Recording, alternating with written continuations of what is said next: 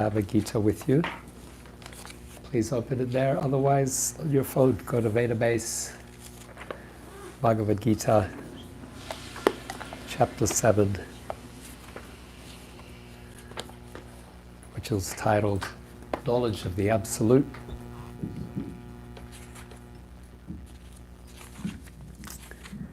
And we will discuss text 23. Is the volume okay in the back? Yes, it's very clear. Yeah. Good. You're not in the back, Meru. No. You're in the middle. Good point. I was thinking about that. No, but it's quite fast. Selena, how's the volume? Okay, we're all set. Thank you. Thank you, Mayor. That was a good introduction to So, let's try to chant the Sanskrit. You can repeat after me. Don't worry if you stumble with the pronunciation. We're all friends here. Antavattu phalam Antavattu phalam tesham. Antavattu phalam tesham. Antavattu phalam tesham. Tadbhavatyalpamedasam. Tadbhavati alphamedasam. Tadbhavatyalpamedasam. Tadbhavati alphamedasam. Devan deva yajoyanti. Devan deva yajoyanti. Devan deva yajoyanti. Devan deva yajoyanti. Madbhakta yanti mamapi. Madbhakta yanti mamapi. Madbhakta yanti mamapi. Madbhakta yanti mamapi. Antavattu phalam tesham. Antavattu phalam tesham. Tadbhavatyalpamedhasam. Tadbhavatyalpamedhasam. Devan deva yajoyanti. Devan deva yajoyanti. Madbhakta yanti mamapi. Madbhakta yanti mamapi. Antavattu phalam tesham. Tadbhavatyalpamedhasam. Devan deva yajoyanti. Madbhakta yanti mamapi. Antavattu phalam tesham. Antavattu phalam tesham. Tadbhavati alpha medhasam. Tadbhavatyalpamedhasam.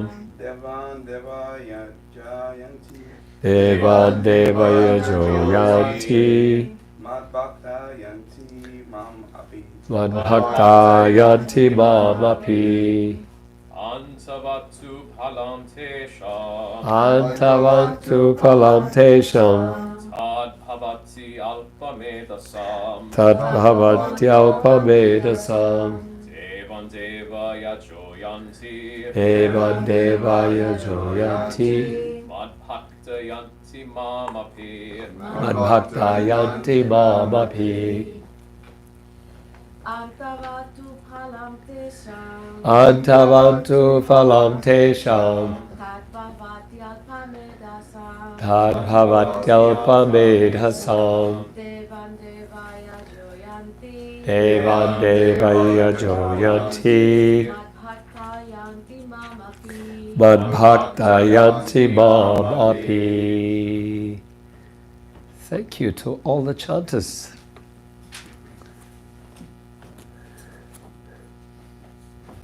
So let's take turns reading as well then. Do you want to start, Atma? Okay. Translation.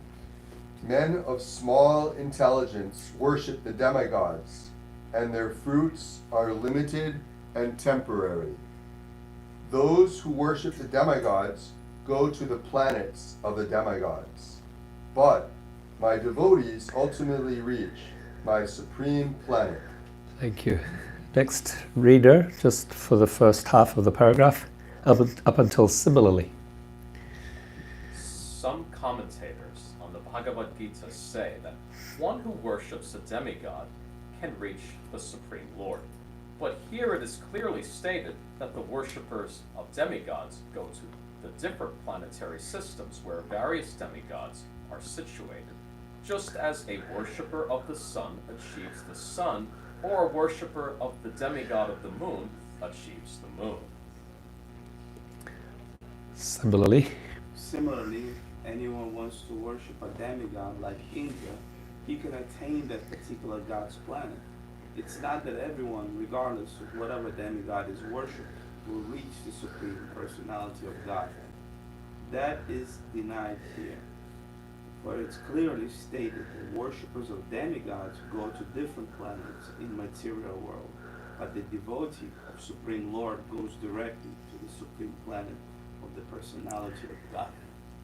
thank Yet you. the point may be raised that if the demigods are different parts of the body of the Supreme Lord, then the same end should be achieved by the worshipping them. However, worshippers of the demigods are less intelligent because they don't know to what part of the body They don't know to what part of the body the food must be supplied. supply. Some of them are so foolish that they claim that there are many parts and many ways to supply food. This isn't very sanguine. Can anyone supply food to the body through the ears and the eyes?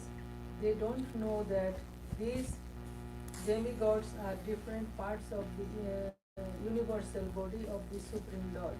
And in their ignorance, they believe that each and every demigod is separate God and competitor of the Supreme Lord. Thank you. Not only are the demigods parts of the Supreme Lord, but ordinary living entities are also. In the Srimad Bhagavatam, it is stated that the Brahmanas are the heads of the Supreme Lord, that the Satriyas are his arms, that the Vaishyas are his waist, and the Sudras are his legs, and all serve different functions. Regardless of the situation, if one knows that both the demigods and he himself are part and parcel of the Supreme Lord, his knowledge is perfect. But if he does not understand this, he achieves different planets where the demigods reside. This is not the same destination the devotee reaches. The results achieved by the demigods' benedictions are perishable because within this material world, the planets, the demigods, and their worshippers are all perishable. Therefore, it is clearly stated in this verse that all results achieved by worshipping demigods are perishable, and therefore such worship is performed by less intelligent living entity. Because the pure devotee engaged in Krishna consciousness in devotional service of the Supreme Lord achieves eternal blissful existence that is full of knowledge, his achievements and those of the common worshipper of the demigods are different. The Supreme Lord is unlimited. His favor is unlimited. His mercy is unlimited. Therefore, the mercy of the Supreme Lord upon his pure devotees is unlimited. Thank you. Om Jnana Timirandasya Jnananjana Shalakaya Chakshurunmilitam Yena Tasmai Shri Guruve Namaha. Nama Om Vishnu Padaya Krishna Preshtaya Bhutale Srimate Bhakti Vedanta Swaminiti Namine Namaste Saraswati Deve Gauravani Pracharine Nirvishesha Sunyavari Pastachade Shatarine.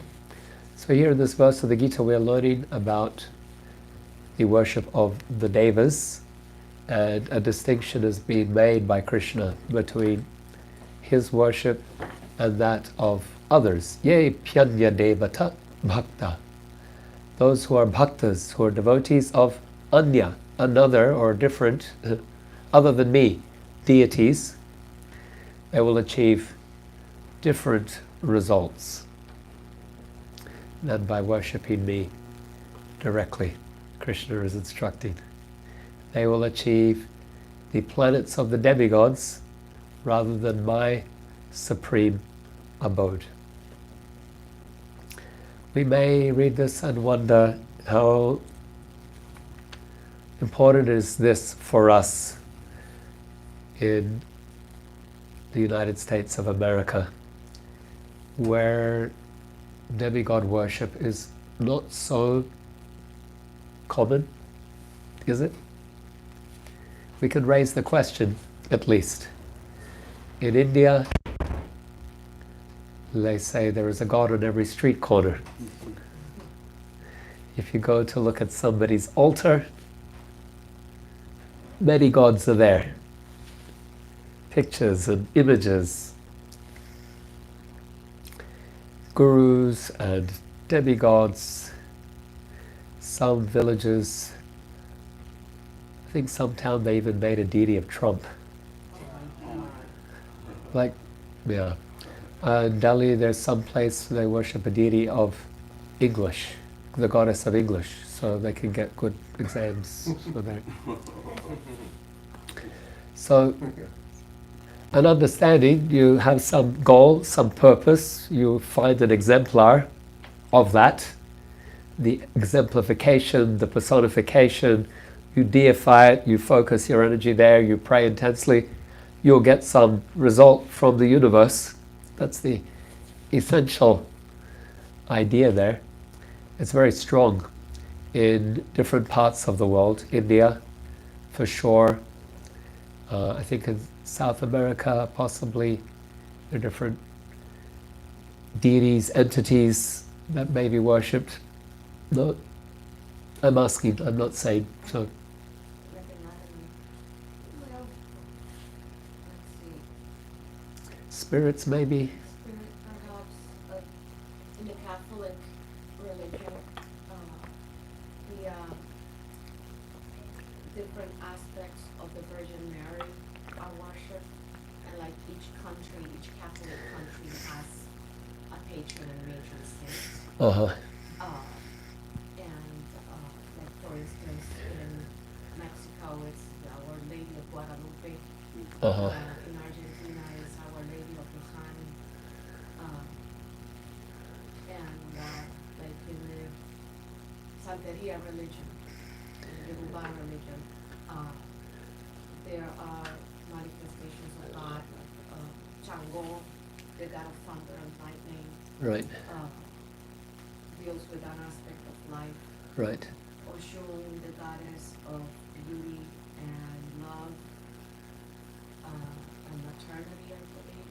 Right, Then there is the goddess of the ocean, Yemaya or Olokun. right. So, and to reach wealth, I think it's Oshun. To open or block the path, Yeah. Elegua. Uh-huh, okay. You know, if you're facing a blockage in life, Yep, you pray to Elegua and make offerings of Elegua that often involves animal sacrifice. right. Yes, a lot of animal sacrifice to remove blockages in your life. Right, So yeah. things like that. Yeah, thank you. Thank you for that. So you have definitely proven the point. I'm glad. Glad to be of service. Can I say one thing, Prabhuji? Of course. Thanks, Prabhu. Actually, so I participate in a small yoga community in Long Island, and they tend to, they love kirtan, but sometimes they actually do chant for Shiva and for Ganesh. So there is actually some form of demigod worship even among Americans. Right, Yeah. okay, So, yeah. Yeah, and it's also popularized by Krishna Das and other high-profile Right, kirtaners. yeah, okay. So in America, in the yoga community, and then you have different native traditions in different parts of the world. So this is prominent. Also ancient Greece, ancient Rome, ancient China, worship of lots of deities. What did you want to say? I just said once in a while, even a devotee of Krishna, if they're from a certain background, they may have a few of Krishna's servants on their altar as well. Right. I think some of us have seen that time to time. Right. What's that? Oh, well, it's for different, it's for different purpose. So, Yes. So we see this is more common than we might assume. I'm just raising this to point out the relevance for us even today of a verse like this. Even though we may have grown up in a predominantly monolithic cultural tradition, religion, still we see the worship of different deities, different devatas is still prominent. And then, if you want another context, I was listening to Prabhupada recently, a talk that he gave in this very room. And he said that also the demigods could relate to some other powerful human being that you idolize. You made them an idol. You follow them, you listen to them, you're inspired by them, you want to emulate them, you want to be them, you want to connect with them, you want to have a relationship with them, you want to get what they have for yourself. And so that's another type of demigod worship. And Prabhupada, he said, even the non-human demigods, they are souls like you and I, occupying a position that places them higher in the hierarchy of material affairs. So whether otherworldly demigods, you mentioned some names, Indra, Vayu, Chandra, or those other many names that you mentioned, Julia, or whether it's a human idolized deity,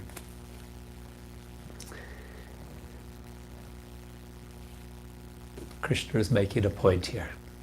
When you worship those other deities, you'll get a different result than worshipping me, and he, the Supreme Personality of Godhead. When we worship, so then the question is, why are we worshipping? Why do we worship Krishna? Why do we worship other demigods? Whether human deities, idolized deities, or more supernatural deities. Why are we worshipping them? For short-term gain. Yeah, thank you. Yeah. Yeah, you want something in particular that you feel that this particular deity specializes in. It's like going to a gastroenterologist if you're having a stomachache or some issue. Yeah, thank you. Yes, Amaniveda? And consistent with what Krishna, Chandra, and Mirta said, to improve one's position within this temporary material world by worshiping those who are in that superior position. Yeah, thank you. Birds of a feather flock together, so if you hang out with those who are superior, it's easier to become superior yourself. Right. Yeah, thank you. But it's not the real superior like Krishna. Right. The Lord says it's like changing the jail cell. One jail cell to another. The same as So we're worshipping them, honoring them, idolizing them, whether we are offering incense sticks or not. Maybe it's Instagram likes or some other way of worshipping. We are worshipping them because we want some material gain, some material purpose, some material achievement. We have a need or a desire, perceived need, and we engage in that adoration in order to fulfill that material desire or material need. And we will get material results. Yeah. You put in that effort, energy, anything with focus, you put in effort and energy, you'll get some result. So you apply your attention, your focus, your reverence, appreciation, prayer, whatever the case may be, to these demigods, you'll get some result. It will be a material result because that's our intention for approaching them. And because it's temporary, because it's material, it is, you've already heard the word, it's going to be temporary. The result will not be long-lasting. It will not endure. Because that's the nature of material things. All material things have a beginning, have a middle, and an end. That is the nature of matter. And so therefore Krishna says here, Alpa Meda, Alpa Medasa. Alpa means little. If you have been to Bengal, to Mayapur, maybe that's one word that you will learn. Alpo, alpo, small, small, little. Because when you sit to take, Mataji, I heard your Bengali accent when you were reading. When you sit to eat, they like to serve you. They like to feed you. They say, you're too skinny, have more. And then you might say, alpo, alpo, little, little. So Krishna says, Alpa Medasa, small intelligence. Alpa Meda, Alpa, small intelligence. I'll read it. Tad Bhavati Alpa Medasa, the second line. This type of worship is Alpa Medasa, small intelligence. Why? You're investing your energy, you're investing your devotion, you're investing your attention, and you'll get some result, but it won't be long-lasting. A temporary, finite return. On the other hand, if we gave the same effort, the same energy to worshipping Krishna, then what is received there is eternal. Another alpo. So Krishna says, Neha Bhekramana Shosti Pratyavaya Nividyate Svalpam Svalpam Apiyasya Dharmasya Trayate Mahato Bhayat. Same alpa Krishna is using here. Neha Bhekramana Shosti. On this path of bhakti, there is no diminution. Svalpa, a little advancement on this path, apiyasya dharmasya, trayate mahato bhayat, it will save you from the greatest fear.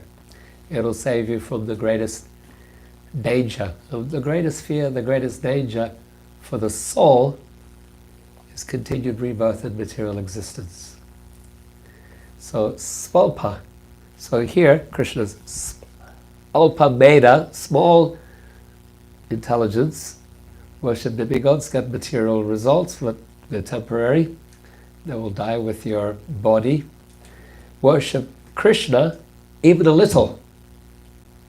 There's no diminution. It will continue and it will protect you from the greatest fear, the greatest danger. So what is that greatest fear, greatest danger for the soul?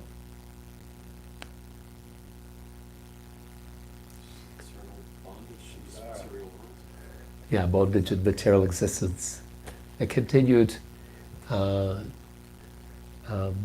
transmigration of the soul from one body to the next in material existence. And ultimately this is the ultimate fear, the ultimate danger is forgetfulness of Krishna, forgetfulness of our relationship with Krishna, because that's the root of this bondage in material existence. And so a little advancement will protect you from this. What would be the example, or some example? Something come to your mind? Sure. I forget, it's from the sixth canto, the second chance book. I forget it. Ajamila? Ajamila. Yeah, so okay, Ajamila is a good example. Who was Ajamila? Thank you, Subhangana. We need to keep the throat hydrated here. Huh? Wasn't he the one that grew up brahmachari and very devoted to the Lord, and then he backslid? He was tempted, he saw a prostitute with John, and then he really went off the rails, and like toward the end of his life, he had a son named Narayana. Yeah. And he would call his son, and like there was this big fight between Vishnu. Thank you. And the Yamadutas, and this big fight. No, his soul is mine. No, his soul is mine. No, his soul is no. He called on the name of Narayana. He's going to that Narayana. Is that it? That's the one. Yeah, well done. Applause. Haribol. So I don't know if you caught the whole story there, but maybe the gist of it. I will briefly summarize once again.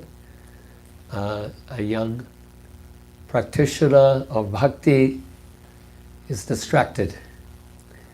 He sees something that he can't unsee, and it agitates his mind, and he becomes very much entangled in material lust. To maintain that, there's someone at the door. To maintain that, he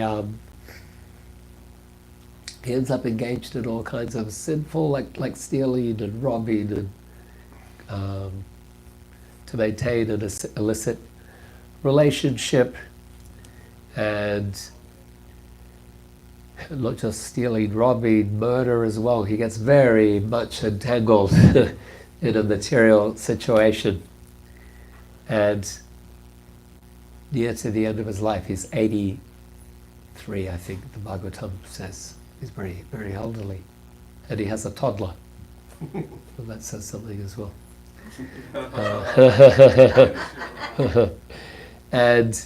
But he names the toddler Narayana, a name of Krishna. He just liked the name from, he heard it in his childhood, raised in a pious family. It's like, yeah. And so when he saw agents of death, very fearsome looking beings approaching him to take his soul, in fear he called out to his toddler, Narayana, Narayana, come. By that time, none of his other family members liked him. And he didn't have good relationships with anybody. And so he had no one else to reach out to but this little toddler who had, still showed him affection. Everyone else who had discernment, they didn't like him. But this toddler was non-judgmental and still would smile and light up when he saw him and show affection. So he was the only light that he had in his life. And so as he sees the agents of death, he calls it, Narayan, Narayan. And then agents of Vishnu, agents of Krishna arrive, like angels. And they call off the agents of death. This is described in the Bhagavatam. And the agents of death say, what are you doing here? This man he's a bad person. He's definitely coming with us. He has not done anything good. So you guys go back to where you came from. And the angelic beings, the Vishnu Dutas, they said, it's true, he's got a long record here to go through. And the agents of death said, he didn't atone, he didn't do anything pious even to try to make up. He didn't even say sorry, so to speak, any ritual atonement. And they say, it's true, he didn't atone, he didn't do anything to try to appease or express regret. And then what are you doing here? The Vishnu Dutta said he chanted the holy name. He chanted the holy name at the moment of death. There's a verse in the Gita which says, Yam yam vapis param bhavam Tyajati antakalevaram tam tame vaiti kunteya saratan bhava bhavita. Whatever state of being one remembers at the moment of death, that state one will attain without fail, Krishna says. Elsewhere he says, anyone who leaves this world thinking of me, remembering me, will return to me. So the Vishnudutta say, well, he chanted the holy name at the moment of death. The agents of death say, well, he didn't mean to, did he? Like, he's calling out his kid. And the Vishnu, this is a very interesting philosophical debate, right? And the Vishnudutta say, it's true. He didn't even intend to chant the holy name. We acknowledge that. He was calling his son. And they said, but medicine, when taken, even if you don't intend to take it, even if you don't understand what it is, you ingest that medicine, you can be cured. So he's taken the name at this moment, and he's not going with you. And so Ajamila was delivered from death because of chanting the holy name. He didn't get taken straight to the spiritual sky. Rather, he woke up from what was a near-death experience. And this near-death experience was an epiphany for him. It's like, oh, what have I done with my life? How have I lived? And what have I lost? What have I gained? What have I lost in this course, this direction that I've gone in? Let me change my ways. So he extracted himself from a situation. When it's sat by the bank of the Ganges at Haridwara, which is at the foothills of the Himalayas, right next to Rishikesh. Just below Rishikesh is Haridwara. And he practiced very focused bhakti, chanting, serving, praying, hearing, associating with bhaktas. And some years later, those same angelic beings came in this is very interesting, a description. It says they came in a Vaikuntha Viman. A Viman is an airplane or a spacecraft. We think of these as recent inventions, but the Bhagavatam describes these vehicles that transport people from one planet to another.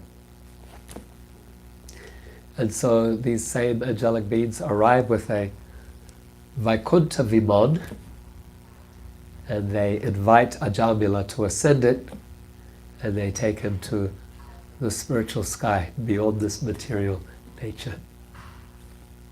So a wonderful example of how even alpa, a little devotional service can save one from the most dangerous fear.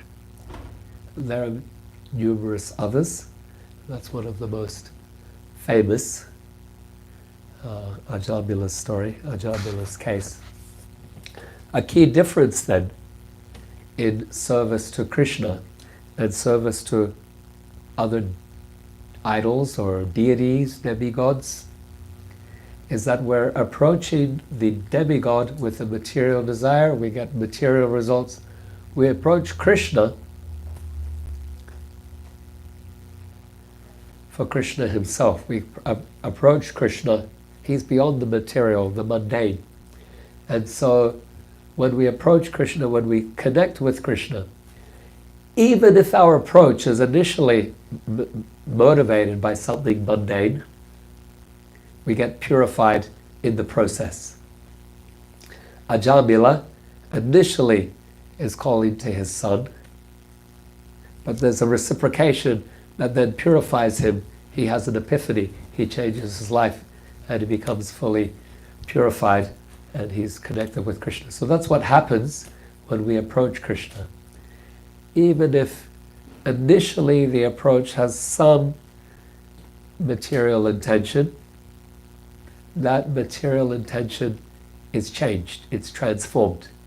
that doesn't happen with other mundane deities that we may approach for power or strength or fame or whatever the case may be. So the special feature of approaching Krishna is the purification that takes place. Famous example there is the 5-year-old boy Dhruva Maharaj. We've heard his story many times. He initially approaches Krishna because he was spoken to harshly by his stepmother, Suruchi. And he was offended. And he wanted to, and his father didn't intervene. Stepmother spoke to him cruelly. Father didn't protect him. Father was a king. And so he decided, I want a kingdom greater than my father's. You know, trying to outdo your father, it's a long-standing driver for motivator in human society, even from ancient times. So Dhruva, he decides to approach God for help in that desire to do better than his father, get a kingdom greater than his father's kingdom. But in the process, he takes to bhakti yoga. He chants mantra, Om Namo Bhagavate Vasudevaya. He has an experience with Krishna that fills him with spiritual joy, like Atmanivedanam asked at the end of the kirtan. How do we all feel? Dhruva felt overwhelming transcendental bliss, and he decided, I don't want the kingdom.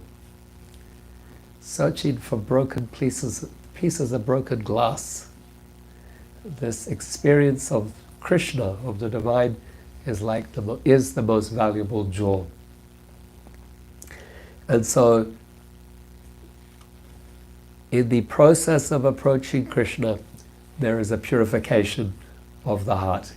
Therefore, we're told, whether you have material desires or whether you don't have material desires, approach Krishna. Even you might say, oh no, I can't chant because I'm chanting with material desires, it's not pure. Don't worry, chant anyway. And if you have some pressing need, some urgency, you can tell Krishna about that as well. We want to be at the point where we love Krishna for himself, where our intention in this relationship is not driven by some material need, but by the awakening of the heart, the soul's longing for the divine, a recognition that what I actually want in life is what I'm actually trying to find in all of these things that I accumulate, position, prestige, possessions. What I'm really looking for is Krishna. George Harrison, he articulated this in the most beautiful way. Everyone is looking for love, and then he put in brackets, Krishna. Some know it, some don't. So a recognition that what I'm really longing for is Krishna. And we want that to be the basis for our approach, for our chanting, for our association, for our service. Even if in the beginning we might be coming because we have some anxiety, some fear, some disappointment in life, that's okay. There will be, Krishna can deal with that easily enough. And in the process, our hearts will also be purified, and we come to develop some, what is called bhakti. So bhakti means for Krishna. This is an important point to understand. If our worship of some deity or demigod, it may have some kirtan, it may have some incense, it may have some lamp, it may have these other elements that we say, oh, there's bhakti. But if it is with a material intention, it's actually not bhakti. When we offer these things to demigods for material rewards, It's a type of piety called karma kanda. So pious karma, you do good works, you get good results. Bhakti means for Krishna. And again, even if the initial intention may be something else, the purification that takes place brings it to the platform of bhakti. So therefore we say Krishna Bhakti Pradidevi. So these are some reflections on this verse. I thought it important to contextualize it for us in the West, who may think, oh yeah, demigods not really a thing for me. Also appreciate, yes, even in our society, it just takes a different form. Whether it is under the surface or whether it is positively something that people pursue, or whether it takes a different form in idolizing movie stars or CEOs or famous wealthy individuals, different types of, it's just a similar thing being applied in a different way. And Krishna is telling us, approach me. Small pamedasa, approach demigods, material results, approach me, you will achieve the highest destination, you will come to me, you will live with me, you will be with me, you will return to your original spiritual nature, and you'll enter the eternal spiritual world. So any comments or questions, reflections? Okay, I'm motivated and then Hi, Uri? thank you again for a wonderful lecture. I have a curiosity question. So, when we commit ourselves to serving Krishna and we reach that point where we are with him forever and so on.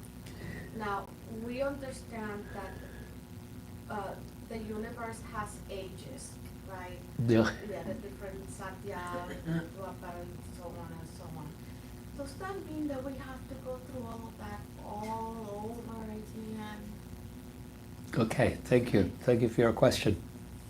So those ages that you're describing, Julie is referring to 4 ages in the universal cycle: a golden age, a silver age, a copper age, and then the current age is the bronze age. So golden age, Satya Yuga, people live longer, they have good character, they have mental discipline.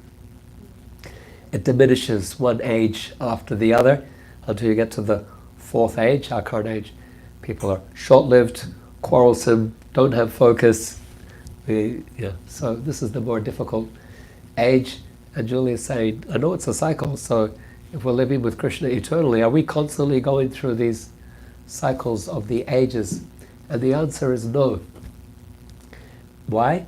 Because these ages apply to the material world, and Krishna's eternal abode, called Vaikuntha or Goloka, these things do not apply there. Time is conspicuous by its absence, and everything is in the moment. So no past, no sense of past or future. It's everyone is fully present in the moment of love. Your most intense experience in life, you're fully there. You're in that moment. Most of our lives, we're not present. We're kind of daydreaming, thinking about what was or what may be, and so the description there of the spiritual reality is that we are fully present in that moment of love, constantly. Yeah, thank you for the question. So there's an illustration there of the spiritual sky that is beyond the material sky. Outside, beyond the material existence, is the spiritual sky called Vaikuntha. There are many spiritual planets where different forms of Krishna reside. And then in the center is Goloka.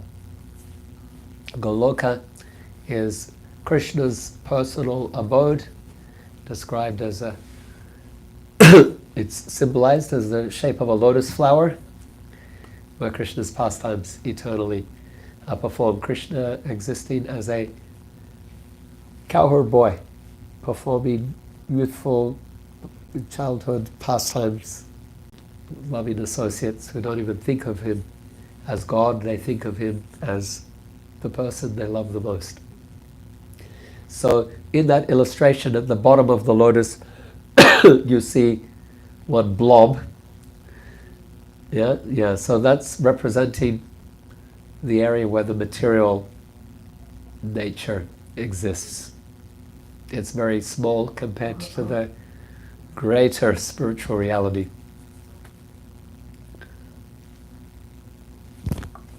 Please. So, Prabhu, so one of a theme of the a focus of the class was how a little advancement in spiritual life can save one from the greatest danger. And then you asked for example, and I said a jamil, and then Nirja started to nicely explain the pastimes of a jamil, and then you further expounded upon it and explained the philosophical point to realize, to assimilate from hearing that story that demonstrates that a little advancement on this path can save one from the greatest danger. So I was thinking that actually my example, maybe it's not the best one. I was thinking that even a better example, perhaps, would be one of your guru's namesake. So Indradyumna. Right. So here's why I wanted to say that, and then maybe if you like, we can expound upon it. Sure. So the thing is, so for a jamil, the greatest danger, probably from his point of view, was not merely, from his point of view, wasn't just that, okay, if he doesn't get the mercy of the servants of the Lord, the Vishnu Dutas, then he's going to be taken by these servants of death, called the Yamadutas. So for him, it wasn't just that life would go on birth after birth, but the next step, if it weren't for the intervention of the servants of the Lord, was going to be a really horrendous situation within the material world. Not just taking birth again and again and again, but the very next step was going to be a really suffering position in the material world, putting aside that it's going to go on again and again and again. Right. And so I was thinking, how about Indradyumna? Because Indradyumna was a servant of the Lord. And he was in a very good situation. But due to circumstances and some imperfections in his being a devotee of the Lord, he fell from that position. He took birth later as in the form of an elephant, Kachendra. And then when he was in a very in a position where he was struggling for his life because he wasn't in a good position, then naturally he remembered the Lord and he prayed to the Lord, and then the Lord protected him and made him remember the Lord, and then he realized his eternal position as a servant of Krishna again. So the reason I'm thinking perhaps this is even a better example is because in Indradyumna's situation, there he was engaging in some devotional service, and that devotional service would save him from birth after birth after birth, and yet in his current circumstances, things were really, really good. It wasn't that at the next moment the lords of death were going to come and, scoop him up and torture him in hellish predicament for what could seem like, the worst nightmare it could be. In other words, for Indradyumna, he was in a great situation. Materially speaking, he was a king. What could be better from most people's point of view in the material world? But for him, that's his spiritual activities in the long run saved him from the greatest danger. It saved him from birth after birth. So I was wondering if you'd like to say something, I just sort of gave big picture. But, Yeah, thank you. So that was the other example I had in mind when Really? I asked the question. No kidding. Yeah. Oh. I was ready to go either direction. Okay. You said Ajamila, so I went with that. If you had have said Indrajumna and Gajendra, So which is a better example? they're both good. Yeah, they're both good. There are so many examples in the Bhagavatam of Krishna protecting his devotees. If we want to broaden it out and generalize it like that, then Prahlada Maharaj is always being protected by Narasimha, by Krishna as Narasimha. And then in Vrindavan, Krishna is protecting his devotees from different fears, challenges. But yeah, definitely Ajamila and Gajendra stand out as wonderful examples. So rich. Yeah, thank you. Thank you again, Sri Prabhupada. Quick question, you told a story in one of the classes about different meaning of Krishna. Could you repeat it here, the one that you were listening to Prabhupada? And so it's good meaning. Okay, so yes, it's relevant to our discussion. So yesterday I mentioned how recently I heard Prabhupada give an explanation of the name Krishna that I hadn't heard before. And it was very wonderful. Generally we take Krishna, the translation that we give is the all-attractive. The root kshri means to pull. Kshri actually means plow. Like a farmer has a plow behind the bull, it's being pulled through the fields. Kshri is the bull, is the plow. Or karshan is another root. There's a prayer glorifying Krishna. Shriman Rasara Sarambibam Sivatata Nashtita Karshan Venur Svanar. By playing his flute, he attracts. So Kshri, Karshan, they are this principle of attraction, pulling something. So Krishna, by his beauty, by his wisdom, by his strength, by his fame, which is all unlimited, by his transcendence, means detachment from the material nature, all of these qualities attract us. Therefore, this name is most wonderful. The all-attractive is a name that only applies to God. All attractive. We have some quality of attraction.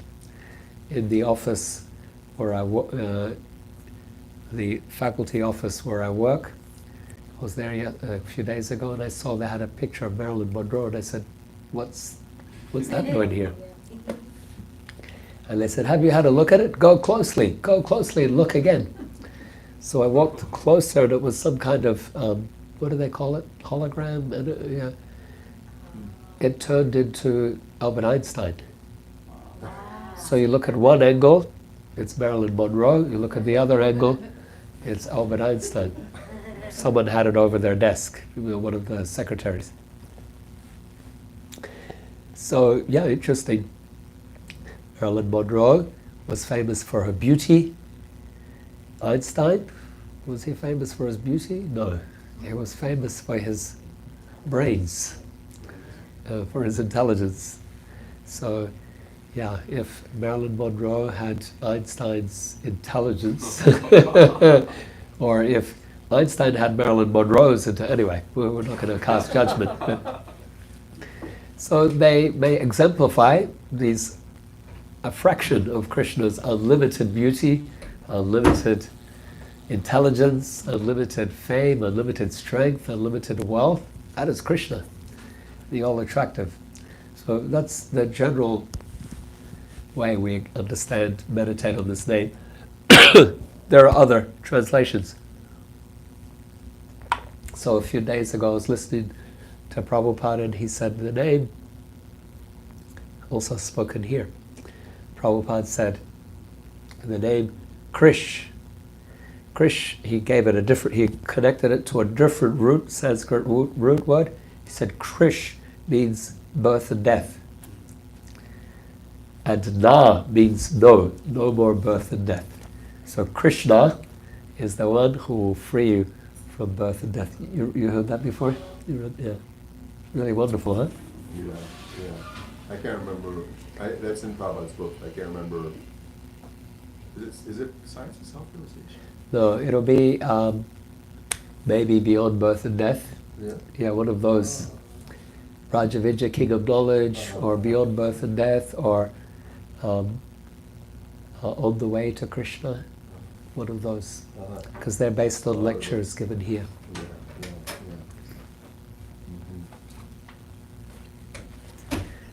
One more question. Last question, Meru? Or comment? Yeah. I was thinking about, you said, like, if somebody prays to demigod for this, then they get that. And you mentioned, like, if we focus on that, put our energy intense, that. So is it so much that demigod grants that person whatever they want, whether wealth or whatever, or is it because they're focusing that they need money, and simple law of attraction? It's a combination. Yeah, Krishna says ultimately it's me who actually gives it. He said ultimately it's me.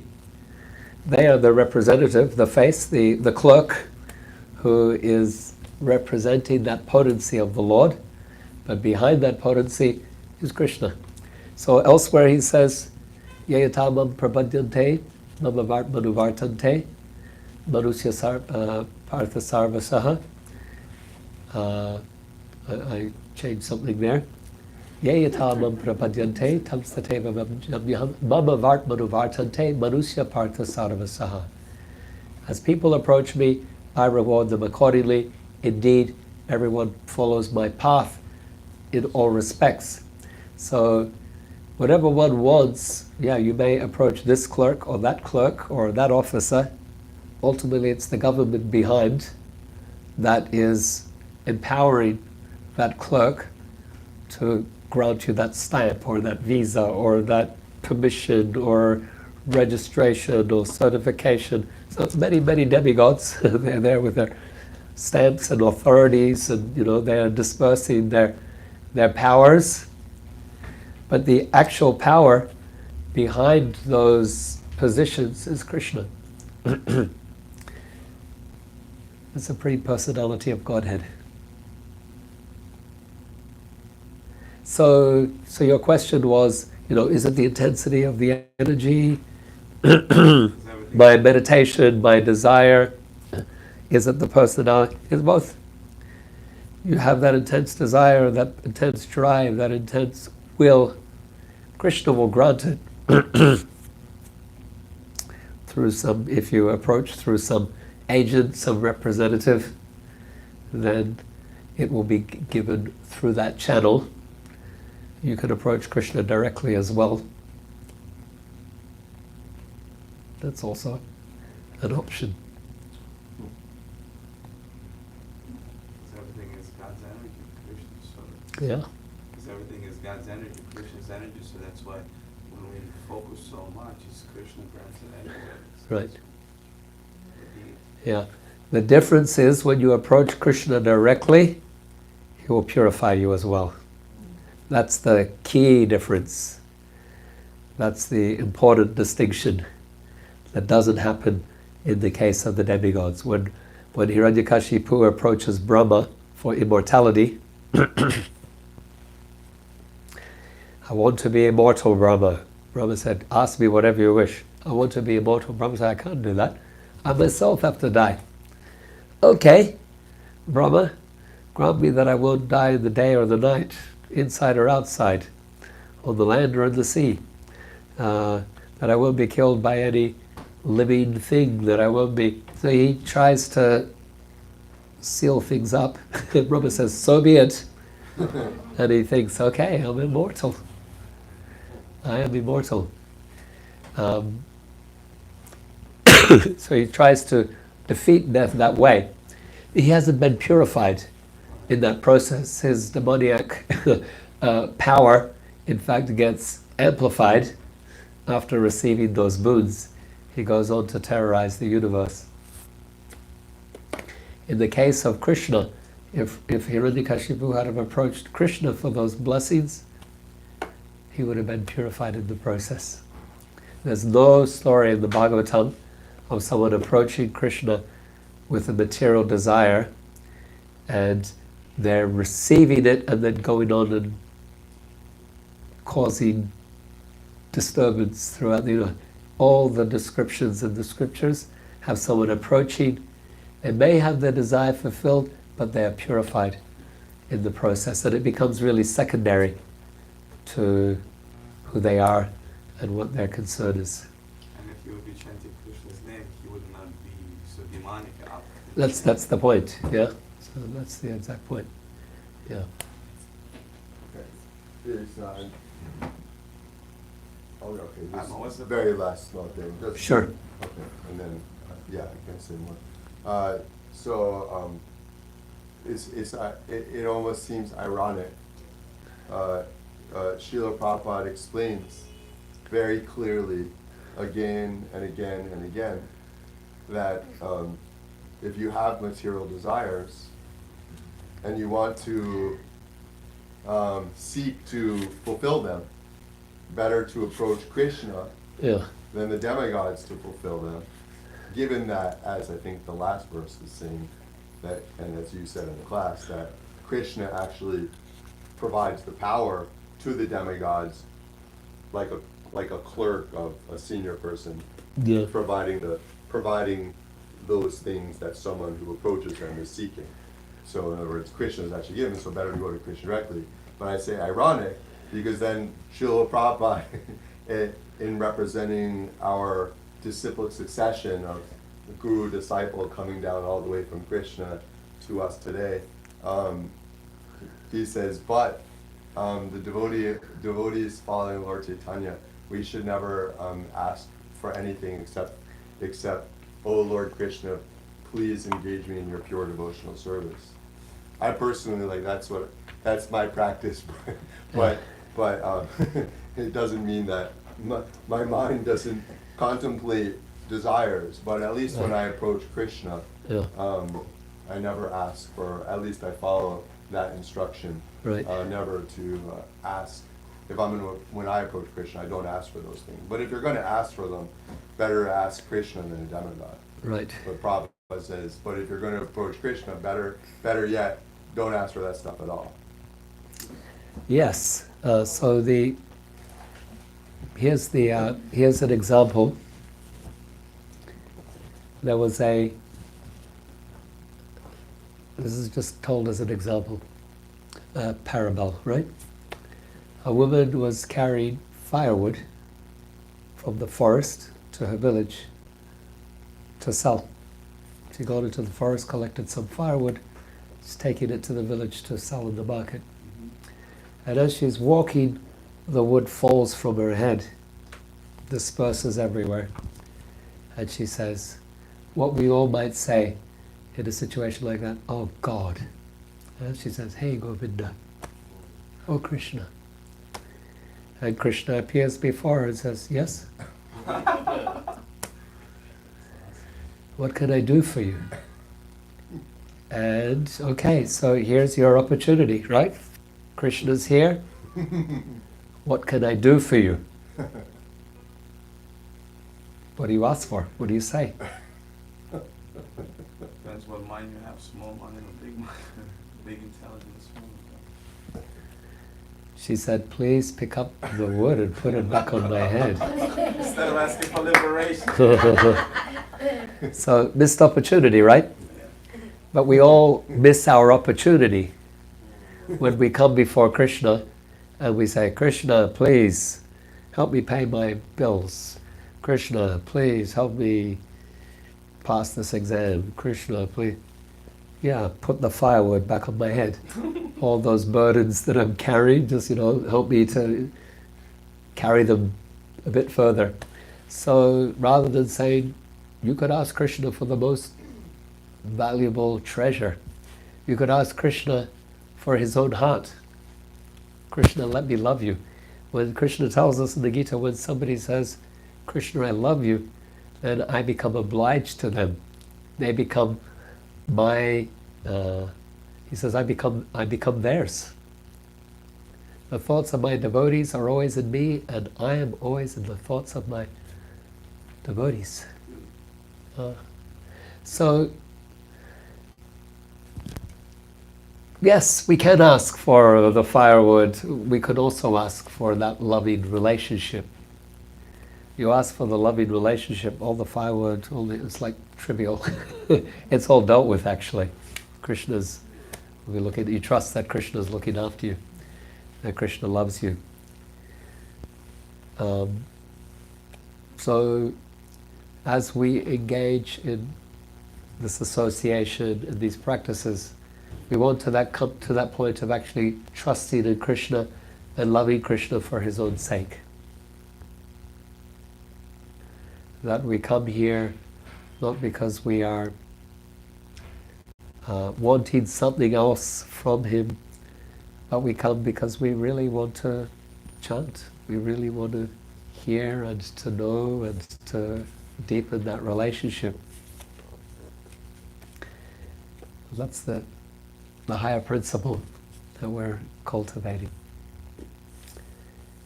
Thank you all very much for this discussion, for your engagement, reading, questions, comments. We'll chant a little more. Yeah.